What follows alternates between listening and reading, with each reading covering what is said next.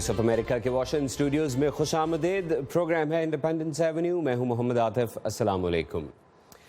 America और पाकिस्तान दोनों ममालिक की इंतज़ामिया के लिए नए साल की शुरुआत खासी चैलेंजिंग साबित हो रही है। अमेरिका में जहां सदर ओबामा ने नए साल की शुरुआत के साथ ही गन कंट्रोल का लॉ लाने की कोशिशों को तेज़ किया और साथ ही एक एग्जीक्यूटिव ऑर्डर के ज़रिए इन्वेस्टिगेशंस पर जोर दिया और ये एग्जीक्यूटिव ऑर्डर्स दिए कि गन्स ख़रीदने वालों का बैकग्राउंड चेक होना चाहिए। वहीं दूसरा चैलेंज सदर ओबामा के लिए जो खड़ा हुआ वो था सऊदी अरब और ईरान के ताल्लुकात में यकदम जो टेंशन शुरू हुई। सऊदी अरब ने जब एग्जीक्यूट किया शेख निमर अल निमर समेत 46 लोगों को। लेकिन एक और चीज़ जो बड़ी अहम है इसमें वो ये है कि अमेरिका दाइश के ख़िलाफ़ उस खत्ते में जो अपनी जंग जारी रखे हुए है दहशतगर्दी के ख़िलाफ़, उसको कैसे आगे लेकर चलेगा, जबकि खत्ते के दो इंतहाई अहम ममालिक के दरमियान कशीदगी में इजाफा होता जा रहा है। पाकिस्तान के लिए भी चैलेंजेस ऐसे ही हैं। जनाब नवाज़ शरीफ साहब के लिए नया साल एक बहुत पॉजिटिव तरीके से शुरू हुआ जब नरेंद्र मोदी पाकिस्तान में आए और लाहौर में आके उन्होंने नवाज़ शरीफ साहब की रिहाइश गाह पर उनसे मुलाकात की। लेकिन एक और चैलेंज पठानकोट का वाक़या साबित हुआ और अब कहा जा रहा है कि शायद 15 जनवरी को जो मुज़ाकरात तय थे पाकिस्तान और भारतीय एहलकारों के दरमियान, वो अब शायद 15 जनवरी को नहीं हो पाएंगे। कल यानी जो गुज़िश्ता रोज़ था सऊदी अरब के वज़ीर ख़ारजा पाकिस्तान तशरीफ़ लाए और इंतहाई अहम मुलाकातें की पाकिस्तान की आला क़यादत से। तो नवाज़ शरीफ साहब के लिए भी अब चैलेंज सिर्फ पाक भारत ताल्लुकात नहीं बल्कि पाकिस्तान की पोजीशन को बैलेंस करना है, जहां एक तरफ पाकिस्तान का एक देरीना दोस्त मुल्क, मुश्किल वक्त में उसके काम आने वाला मुल्क सऊदी अरब खड़ा है और दूसरी तरफ पाकिस्तान का हमसाया खड़ा है। इन सारे मामलात पर हमने आज के प्रोग्राम में बात करनी है। आज के प्रोग्राम में हमारे साथ यहाँ स्टूडियो में मौजूद हैं फैज़ रहमान साहब, चीफ़ हैं वॉइस ऑफ अमेरिका की उर्दू सर्विस के। थैंक यू वेरी मच फैज़। हमें टेलीफोन पर ज्वाइन कर रहे हैं सऊदी अरब से सिराज वहाब साहब, गल्फ न्यूज़ से वाबस्ता हैं। Thank you Siraj. और हमारे साथ पाकिस्तान में CR शमसी साहब हैं जो कि रेजिडेंट एडिटर हैं हम शहरी के। आप तमाम मेहमानों का बहुत शुक्रिया। गुफ्तगू का सिलसिला यहाँ स्टूडियो से शुरू करना चाहता हूँ। फैज़ साहब, अमेरिका के लिए कितना इम्पोर्टेंट है जहाँ एक तरफ सऊदी अरब है जो कि एक बहुत अहम एलाय है मुस्लिम दुनिया में, सऊदी अरब का देरीना ताल्लुकात हैं अमेरिका और सऊदी अरब के, दूसरी तरफ अमेरिका ईरान के साथ अपने ताल्लुकात को बेहतर करने जा रहा है। अमेरिका के लिए इस वक्त क्या पोजीशन है मशरक़ वस्ता में अपने ताल्लुकात को दोनों ममालिक के साथ बैलेंस करने में? आतिफ बहुत बहुत शुक्रिया। देखिए ज़ाहिर है कि ये अमेरिका की ख्वाहिश और दूसरी जो जितनी भी वर्ल्ड पावर्स हैं, ख्वाहिश यही है कि ख़त्ते में एक इस्तेहकाम की कैफियत रहे और वहाँ मामलात अंडर कंट्रोल रहें, काबू में रहें। लगता ये है कि वो मामलात काबू से बाहर होते जा रहे हैं और उसकी वजह ये है कि बहुत सी पॉलिसीज़ से जिनसे इख्तिलाफ़ किया जा सकता है ख़त्ते में, सऊदी अरब को और ख़ुसूसन जो मिडल ईस्ट के जो अरब ममालिक हैं उनको कुछ शिकायत हैं। वो समझते हैं कि जो ईरान अमेरिका डील हुई है न्यूक्लियर इशू पर वो उनके मफाद में नहीं है और एक ईरान को एक एडवांटेज मिला है। ये उनका एक पर्सपेक्टिव और ओपिनियन है। तो ये जो आप बहुत सी जो मैनूवर्स और मुख्तलिफ जो कोशिशें देख रहे हैं वो मैं समझता हूँ उसके ताने बाने वहीं मिलते हैं और वहीं जाके चीज़ें मिलती हैं कि एक तरह का फ्रस्ट्रेशन और डिसअपॉइंटमेंट वहाँ लोगों में नज़र आ रहा है। गलत है या सही है वो एक अलग बहस है, लेकिन ये जो आप तमाम ये जो एक अलामात हैं उसकी बुनियादी वजह ये है। अब आप क्या समझते हैं अमेरिका के लिए कितना मुश्किल होगा अपनी पॉलिसी को बैलेंस करना? एक तरफ ईरान के साथ ताल्लुकात की बेहतरी, दूसरी तरफ सऊदी अरब की नाराज़गी जो कि पहले से चल रही है, नई नहीं है, लेकिन अब जबकि ईरान में सऊदी अरब की एम्बेसी पर अटैक किया गया और एक तरह से हम देख रहे हैं कि एक इत्तेहाद बन रहा है गल्फ़ कंट्रीज़ का। देखिए सऊदी अरब के बाद बहरीन ने अपना सिफारती अमला वापस बुलाया, कुवैत ने वापस बुला लिया, अफ्रीका में सूडान और सोमालिया दोनों ने अपना सिफारती अमला वापस बुला लिया है। तो क्या आगे क्या देखते हैं आप? आतिफ, इन तमाम मामलात में एक जो मुस्बत पहलू है वो ये है कि इन तमाम ममालिक के स्टेक्स पीस प्रोसेस में पुरअमन रहने में बहुत ज़्यादा हैं। ईरान ज़ाहिर है ये नहीं चाहेगा कि इस मौके पर, जबकि वो बहुत ही इम्पोर्टेंट डील पर अमल पैरा होने जा रहे हैं और जिसकी काफ़ी जगहों पर ख़ुद अमेरिका में उसकी काफ़ी मुखालफत अभी भी पाई जाती है, تو ایران ہرگز نہیں چاہے گا کہ اس کو کسی طرح سے بھی جپرڈائز کرے. خود سعودی عرب کی بھی کا انٹرسٹ اس بات میں ہے کہ معاملات ایسے رہیں کہ اسکلیشن نہ ہو, تناؤ زیادہ بڑھے نہ. لیکن جیسے میں نے آپ سے کہا تھا کہ مینوورنگ اور پوزیشننگ ہے, لوگ یہ چاہتے ہیں کہ کس طرح سے اپنے آپ کو اس بڑھتے ہوئے جو ایمرجنگ سینیریو ہے اس میں اپنے مفادات کا تحفظ کیسے کیا جائے. تو یہ اس میں تمام کوششیں, اس میں بہت سی غلطیاں لوگ کر رہے ہیں. میں یہ سمجھتا ہوں کہ جس انداز سے سعودی عرب نے اس معاملات کو ڈیل کیا اور جو ایگزیکیوشنز ہوئی ہیں, وہ اس نے خطے میں, نہ صرف خطے میں بلکہ بین الاقوامی طور پر ایک بہت ہی منفی ماحول پیدا کیا, جس کا نقصان دونوں پاورز کو ہوگا, نہ صرف ایران کو اور سعودی عرب کو بھی. اور ایران کا جو اس پہ ری ایکشن ہے وہ آپ یہ دیکھیں کہ خود روحانی نے جب ایمبیسی پہ جو اٹیک ہوا تو انہوں نے اس کا بہت ہی سخت الفاظ میں اس کی مذمت کی. تو آپ یہ دونوں طرف سے یہ چیزیں دیکھ رہے ہیں کہ میری امید یہ ہے کہ معاملات کا تناؤ کم ہوگا اور دونوں ممالک اور دونوں پاورز اس بات کا احساس کریں گے کہ ان کا مفاد اس بات میں ہے کہ تناؤ کم سے کم رہے, تاکہ ایک استحکام کی وجہ سے جو اس کے ڈیویڈنڈز ہیں,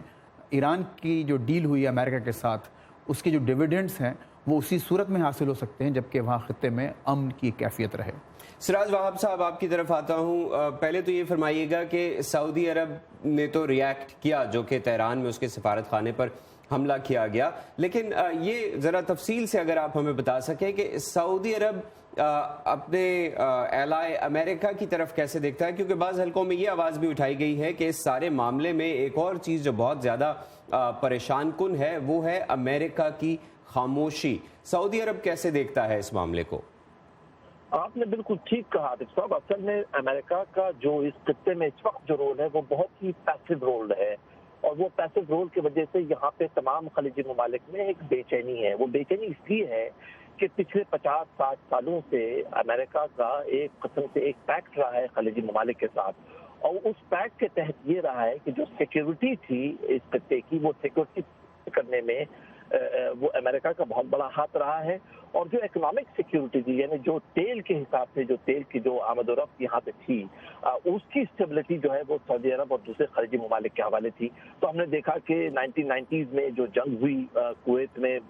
جو عراق نے امپوز کر دی تھی, یا اس کے بعد میں جو سیکنڈ گلف وار ہوئی صدام حسین کے خلاف, تو آپ نے دیکھا کہ اس کے اندر کئی ساری ہم آہنگی تھی امریکہ میں اور خلیجی ممالک میں. لیکن اوباما کے دور میں, یہ پچھلے 7-8 سالوں میں ہم نے یہ دیکھا امریکہ نے اپنے آپ کو مکمل طور پر اس خطے سے وڈرا کر دیا ہے. اور یہ وڈرال ایک ایسے وقت پہ آیا ہے کہ یہ نہ صرف وڈرال ہوا, اگر وہ صرف اس خطے سے وڈرال کر جاتے, وہ ہم یعنی یہاں پہ لوگ اس بات کو کا ادراک ہے لوگوں میں یہاں پہ کہ امریکن پبلک اس چیز کے لیے اب تیار بالکل نہیں ہے کہ وہ کوئی اور جنگیں کسی اور خطے میں لڑے. اس لیے کہ جو کچھ عراق میں انہوں نے دیکھا, جو کچھ افغانستان میں ہوا, جو کچھ لیبیا میں ہوا, اور جو کچھ ایجپٹ میں ہوا, ظاہر ہے وہاں پہ وہ جو امریکن عوام ہے وہ اس چیز کے متعمل نہیں کہ کسی اور جگہ جو امریکن جا کے لڑے. لیکن جو وڈرال ہوا وہ تو ایک پہلو ہے, لیکن دوسرا اس کا سنگین پہلو وہ یہ تھا کہ وہ ملک جس نے پوری اس خطے میں تباہی آئی ہوئی ہے, وہ ملک جو بالکل عرب اسٹیٹس کے انٹرنل افیئر میں پوری طرح ہے, اس اسٹیٹ کو بجائے پنش کرنے کے امریکہ نے اس کے ساتھ ایک ڈیل, اور اس ڈیل کے وجہ سے وہ جو ان کی جو تقریب کاری کی جو کاروائی ہے اور جو انٹرفیرنس ہے وہ بجائے رکنے کے گیا. میری مراد سیدھا ایران سے ہے. ایران نے جو کچھ جو نیگیٹو رول ادا کیا ہے سیریا میں, جہاں پہ ایک پیسفل پروٹیسٹ تھا, عوام بشار الاسد کے خلاف کھڑی ہوئی تھی اور امید یہ کی جا رہی تھی کہ امریکہ کوئی رول ادا کرے گا, اور خود امریکہ نے کہا تھا کہ بشار اسد اگر کیمیکل ویپنز اپنے عوام کے خلاف استعمال کریں گے تو یہ ریڈ لائن ہوگی اور اس کا جو ہے ری ایکشن ہوگا. لیکن وہ ریڈ لائن کراس کرنے کے باوجود بشار اسد کے خلاف کسی قسم کی کوئی کارروائی نہیں ہوئی. اس کے بعد ایران نے تمام اپنی جو پراکسیز ہیں, مثلا حزب اللہ کو وہاں پہ انلیش کر دیا. عراق کے اندر جو شیعہ ملیشیاز ہیں وہ جا کے سیریا کے اندر لڑنے لگے, اور خود عراق کے اندر جو سنی پاپولیشن تھا اس کو بالکل پولیٹیکل اسفیئر سے بالکل ہٹا دیا گیا. لہذا وہ جو طبقہ جو سنیوں کا وہ پاپولیشن تھا, جو پولیٹیکل پروسیس میں واپس آیا تھا بڑی مشکلوں سے, اور جس نے القاعدہ کے خلاف ایک بڑی زبردست جدوجہد کی تھی, وہ جو سیکشن جو ساتھ آیا تھا वो नूरी अल मालिकी के ज़माने में वो तमाम सारी चीज़ें बिल्कुल रिवर्स हो गई, बल्कि जो सुन्नी वाइस प्रेसिडेंट थे इराक के तारिक अल हाशमी, उनको वहाँ से सबकदोश, उनको वहाँ से जाना पड़ा, उनको मुल्क से भागना पड़ा। तो वो जो सुन्नी जो पॉपुलेशन था उसके पास कोई ऑप्शन नहीं था, बजाय इसके कि वो जो है वो एक्सट्रीमिस्ट तंजीमों के साथ चला जाए, इसलिए कि वो उसकी जो है लेकिन सिराज साहब, आप जो माजी का जो रेफरेंसेस दे रहे हैं वो अपनी जगह दुरुस्त है, उनको चैलेंज नहीं किया जा सकता कि इराक में नूरी अल मालिकी के दौर में जो सुन्नी माइनॉरिटी थी इराक के अंदर, उसको वो अपॉर्चुनिटीज नहीं मिली जो शिया आबादी को मिल रही थी, लेकिन उसको इम्प्रूव किया गया है। गुज़िश्ता 1-1.5 साल में अगर आप देखिए तो इराक के कौमी धारे में सुन्नियों को शामिल किया गया है। और इसके साथ साथ एक और चीज़ जिसकी तरफ मैं तवज्जो भी दिलाना चाहता हूँ वो ये है कि क्या सऊदी अरब के नज़दीक ये कॉन्फ्लिक्ट सिर्फ शिया सुन्नी कॉन्फ्लिक्ट है, या सऊदी अरब इस कॉन्फ्लिक्ट को एक खित्ते के का जो इस्तेहकाम है उसमें इंटरफेरेंस समझता है ईरान की तरफ से? क्योंकि ईरान ने सऊदी अरब पर यह इल्ज़ाम भी लगाया है कि सऊदी अरब ने यमन में ईरान के सिफारत खाने पर बमबारी की है। कल एसोसिएटेड प्रेस और रॉयटर्स के तमाम सारे लोग वहां पर मौजूद थे इस पनाह में, और उन्होंने कहा कि हम एम्बेसी के सामने खड़े हुए हैं, किसी किस्म की कोई वहां पर अटैक की कोई निशानी वहां पर मौजूद नहीं है। ईरान का ये जो एलिगेशन है, जाहिर आप समझते हैं कि ये एलिगेशन उसके बाद आया है कि वो कोई डिप्लोमेटिक एक्टिविटी करना चाहता है कि जिसके वजह से उनकी बड़ी शर्मिंदगी हुई, उन्होंने जिस तरह से एक एम्बेसी को अटैक किया, और खुद यमन के अंदर जिस तरह हूथियों को और हूती को जिस तरह इस्तेमाल कर रहे हैं, उससे तो साफ जाहिर है कि ईरान का जो है मकसद इस खित्ते के अंदर जो है इंतशार फैलाना है। यानी आप ये कह रहे हैं कि ईरान शिया इंसर्जेंसी को सपोर्ट कर रहा है खित्ते के अंदर। फैज, आप कुछ कहना चाहते हैं? कहना चाह रहा था, सिराज साहब ने बहुत सी बातें की और काफ़ी चीज़ें उसमें दुरुस्त हैं, लेकिन एक ये कहना अमेरिका के बारे में कि वो विड्रॉल, जो एक बड़ी ही डिप्लोमेटिक टर्म है, वो किसी हद तक दुरुस्त नहीं है। अमेरिका ने बाकायदा विड्रॉल नहीं किया, बल्कि काफ़ी इंगेज्ड है इस वक्त भी, और ख़ुद जो ईरान के साथ जो डील हुई है वो भी एक बहुत बड़ा एक सबूत है इस बात का कि अमेरिका उस खत्ते में, यानी मशरिक़ वस्ता में, और ईरान ज़ाहिर है कि एक पर्शियन गल्फ के साथ उस खत्ते का हिस्सा है, तो ये कहना दुरुस्त नहीं है कि विड्रॉल हुआ है। अच्छा, आपका जो आखिरी सवाल आपने किया था कि शिया सुन्नी, मैं नहीं समझता कि इसको, और गालिबन सिराज साहब भी इससे एग्री करेंगे कि इधर ईरान और ख़ुद सऊदी अरब ये चाहते हैं कि ये कोई शिया सुन्नी का एक मसला बन के एक मुस्लिम उम्मा में उभरे, और उससे दूसरे जो ममालिक जिनमें ख़ुद पाकिस्तान शामिल है, इंडिया शामिल है, और कि जहाँ पर एक शियाओं की एक बड़ी अक्सरियत, अगर पाकिस्तान में जैसे कि 20% शिया रहते हैं तो एक बहुत बड़ी तादाद है। तो ये अगर आप इस कॉन्फ्लिक्ट को, इस तनाज़े को उस तनाजुर में देखेंगे और उस तरह से उभारेंगे तो कोई भी दुनिया में खुश नहीं होगा, और ये सबके लिए, तमाम ममालिक के लिए, ख़ित्ते के अलावा इंटरनेशनली भी एक बहुत बड़ी ख़राब बात है। लेकिन देखिए, जो ईरान के बारे में जो बातें सही है, एक दुरुस्त हैं, लेकिन अगेन जो सिराज साहब को और वहाँ के जो लोग हैं, हज़रात, ख़वातीन, उनको ये समझना चाहिए कि ख़ुद अमेरिका की ये कोशिश, जो डील हुई है, तो ये डील भी उसी तरह से है कि ईरान को मेन स्ट्रीम इंटरनेशनल पॉलिटिक्स में लाया जाए, ताकि वो जो शिकायतें जो आपने जिसका भी जिक्र किया, यमन से लेके फ़लस्तीन, बैरूत और शाम, तो वो तमाम मामलात पर ईरान एक ज़्यादा ज़िम्मेदाराना एक रोल अदा कर सके। ये मेरा एक इस मामले में चलते हैं सीआर शमसी साहब के पास, क्योंकि वो बहुत देर से हमारे साथ हैं लाइन पर, और पाकिस्तान का चूँकि जिक्र आया है और पाकिस्तान का जो दौरा किया सऊदी अरब के वज़ीर ख़ारजा ने, वो भी बहुत अहम था। शमसी साहब, पाकिस्तानी हुकूमत की स्टेटमेंट्स तो हमें नज़र आई हैं, इंतज़ामिया ने तो स्टेटमेंट्स दी हैं, बड़ी वाज़ेह स्टेटमेंट्स दी हैं कि अदम मुदाखलत की पॉलिसी पर पाकिस्तान यकीन रखता है और इसी पर आगे चलेगा, कंटिन्यू करेगा, लेकिन साथ साथ ये भी कहा है कि बातचीत के ज़रिए मसालियत अगर हो सकती है तो पाकिस्तान उसमें सालसी करने के लिए तैयार है। साथ ही सऊदी वज़ीर ख़ारजा ने 34 ममालिक का जो इत्तेहाद है उसका भी जिक्र किया है अपनी स्टेटमेंट्स में, उस पर भी बातचीत की है। आप क्या समझते हैं कि जो स्टेटमेंट्स हमें देखने को नज़र आई हैं पाकिस्तानी इंतज़ामिया की तरफ से, क्या इंतज़ामिया का एक्शन भी यही है, या अंदरून खाना पाकिस्तानी इंतज़ामिया पर मुख्तलिफ किस्म का दबाव हो सकता है? جی بہت شکریہ۔ میں سمجھتا ہوں کہ سب سے پہلے تو فیض صاحب اور سراج صاحب کو سلام، اور جو تفصیلی جو آپ نے بات کی، جو سوال اٹھائے ہیں، دیکھیے پاکستان ان حالات میں یقیناً یہ کہنا کہ وہ دباؤ میں نہیں ہے، یہ ایک غلط بات ہو گئی۔ یقیناً پاکستان اس وقت جس صورتحال سے دوچار ہے، اور خاص طور پہ گزشتہ 10-12 برسوں سے جو ایک دہشت گردی، جو عالمی دہشت گردی ہے، اس میں جو فرنٹ اسٹیٹ کے طور پر ایک بہت مؤثر کردار ادا کر رہا ہے، اور اس کے جو مضمرات ہیں اس کا بھی پاکستان کو بہت بڑا سامنا ہے۔ اور اس وقت پاکستان کی فوج جو ہے وہ مختلف محاذوں پر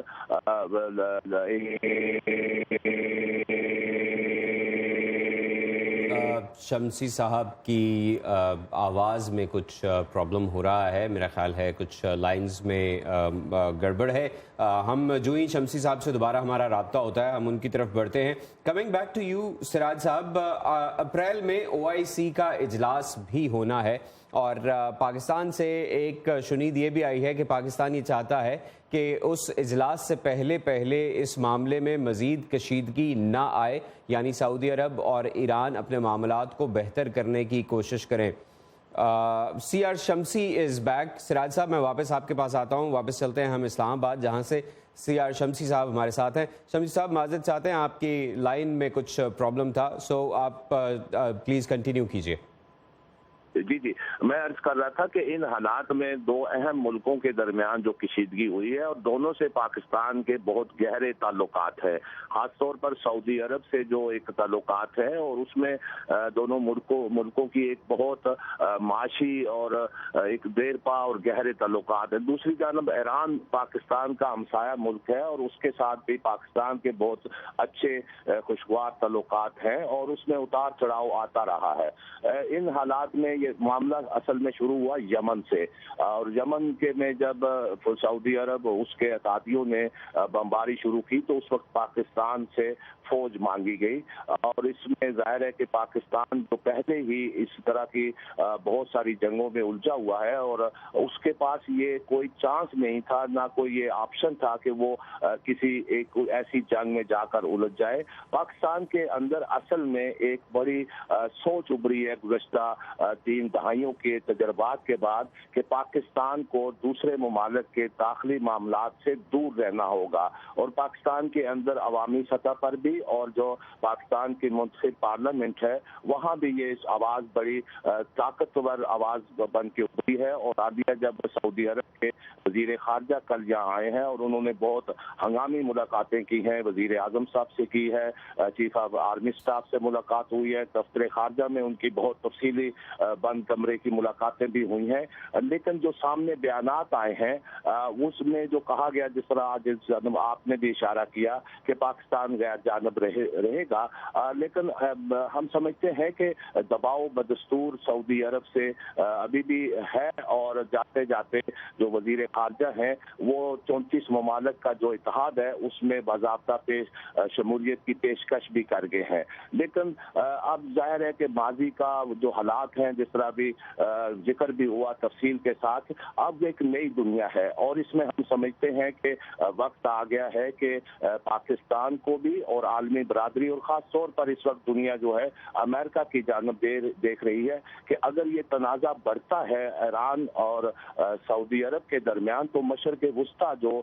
پہلے ہی ایک بہت بڑا ایک الاؤ میں جل رہا ہے، شام سے یمن تک اور یمن سے عراق تک اور افغانستان تک جو صورتحال ہے، تو ان حالات میں یہ دنیا توقع کر رہی تھی کہ نیا سال جو ہوگا وہ امن کا سال ہوگا، اور اس کی شروعات جو ہوں گی وہ خوشگوار ہوں گی۔ لیکن آپ نے دیکھا کہ جو سال کا آخری دن تھا وہ ایک خوف کی فضا میں بنایا گیا۔ ان حالات میں ایک بڑی پازیٹیو بھی چیز سامنے آئی ہے کہ یہ ابھرا ہے یہ سوال ایک بہت طاقتور بن کے کہ کیا یہ جنگیں، کیا یہ خاص طور پہ جو مشرق وسطیٰ اور جو یہ دہشت گرد تنظیمیں ہیں جو پہلے القاعدہ، پھر طالبان اور اب داعش کے ٹائٹل سے سامنے سامنے آئی ہیں، یہ ایسی تنظیمیں ہیں یا جو ایک دنیا کو بدامنی کی طرف، ایک بھیانک انجام کی طرف لے جا رہی ہیں۔ اس کا مقابلہ مل کر کیسے کیا جائے، اس کا مقابلہ مل کر کیسے کیا جائے؟ شمسی صاحب I'll come back to you. جناب سراج صاحب، ایک طرف تو ظاہری بات ہے دہشت گردی ایک کسی ایک خاص خطے یا کسی ایک خاص ملک کا چیلنج اب نہیں رہا، بلکہ یہ ایک گلوبل چیلنج بن چکا ہے، اور جس 34 ملکی اتحاد کا ذکر کیا گیا ہے وہ بھی یقیناً اسی دہشت گردی سے نمٹنے کے لیے ہے۔ سعودی وزیر خارجہ عادل الجبیر جب پاکستان پہنچے ہیں تو ایک بہت مختصر دورہ تھا لیکن بہت اہم دورہ بھی تھا۔ سعودی عرب کی اس وقت پاکستان سے کیا توقعات ہیں سراج صاحب؟ سعودی عرب کی پاکستان سے توقعات بہت کم ہے، اس میں مطلب یہ کہ وہ یہ چاہتا ہے عرب کہ پاکستان ایک ایسے کوalition کا حصہ بنے جو پاکستان اس وقت ہے، ایک ایسے کوalition کا حصہ بنے جس میں یہ جو دہشت گردی کے خلاف لڑائی لڑی جا رہی ہے اس میں یہ ہدف طے کیا جائے کہ یہ کون ٹیررسٹ ہے۔ یہ کہنا کہ صرف داعش ٹیررسٹ ہے سب لوگ اتفاق نہیں کرتے ہیں۔ وہاں پر حزب اللہ بھی موجود ہے جس کو امریکہ نے ڈیزگنیٹ یہ ٹیرر آرگنائزیشن ہے۔ یہ حزب اللہ جو ہے وہاں پہ سیریا میں بالکل پوری طرح سے وہاں پہ لڑ رہی ہے بشار الاسد کے خلاف، تو یہ ایک ٹیررسٹ آرگنائزیشن ہے، اس کے خلاف بھی اسی طرح کی کارروائی ہونی چاہیے جو داعش کے خلاف کارروائی ہو رہی ہے۔ وہاں پہ عراق کے اندر اتنی ملیشیاز ہے جنہوں نے سنیوں کو اتنی زبردست ان کی جو وہاں پہ قتل کیا ہے، وہ بھی ایک ٹیرر آرگنائزیشن، اس کے ریئیکشن کے اندر وہ تمام سارے لوگ جو ہے وہاں پہ داعش میں گئے ہوئے ہیں، وہ بھی ایک ٹیررسٹ آرگنائزیشن ہے۔ یہاں پہ یمن میں ہوتی جو ہے ایک سب سے بڑی جو ہے ٹیرر آرگنائزیشن ہے کہ جو اپنے خطے سے نکل کر انہوں نے پوری اپنی ایک دارالسلطنت کو اپنے قبضے میں لے لیا بندوق کی بنا پر، اپنے ٹینکوں کی بنیاد، اور وہاں پر جا کے جو گورنمنٹ تھی اس کو انہوں نے وہاں سے ہٹا دیا اور اس کے بعد میں پورے ملک پہ قبضہ کر دیا، تو یہ بھی ایک ٹیررسٹ آرگنائزیشن ہے۔ لہٰذا سعودی عرب یہ چاہتا ہے کہ یہ جو جس طرح سے ایران نے ایک محاذ جو ہے کریٹ کیا ہوا ہے کہ اس نے خود تو وہ نہیں آیا ہے لیکن اس نے اپنی پوری پراکسیز کو اس ریجن کے اندر اس طرح سے جو ہے۔ سراج صاحب معاف کیجیے گا، میں فیض عرض کر رہا ہوں۔ تو دیکھیے آپ کی باتوں سے جو ایک ابھر رہا ہے تاثر وہ یہ کہ یہ سعودی عرب اصل میں یہ جو اتحاد چاہتا ہے وہ دراصل ایران کے خلاف ہے، اور وہ یہ چاہتا ہے کہ پاکستان اس اتحاد میں ایران کے خلاف ایک بھرپور رول ادا کرے، کیونکہ آپ نے جتنی بھی چیزوں کا نام لیا ہے انکلوڈنگ اپنا حزب اللہ اور ہوتیز اور دوسرے جو جتنے بھی ایلیمنٹس ہیں یمن اور جہاں پر بھی، تو کیا واقعتاً اس کو آپ اور وہاں کے مبصرین اور خود سعودی عرب میں رہنے والے سعودیز اس اتحاد کو ایک انٹائی ایران اور انٹائی شیعہ اتحاد کے طور پہ دیکھتے ہیں، یا واقعتاً آپ اس بات میں انٹرسٹڈ ہیں کہ دہشت گردی کے خلاف وہ کیا جائے؟ اور دوسری بات یہ کہ اس کے جو خد و خال ہیں اس اتحاد کے، جو پاکستان سے پوچھے بغیر جس کا اعلان کر دیا گیا اور کہا گیا کہ ایک عسکری اتحاد ہے، تو پاکستان سے عسکری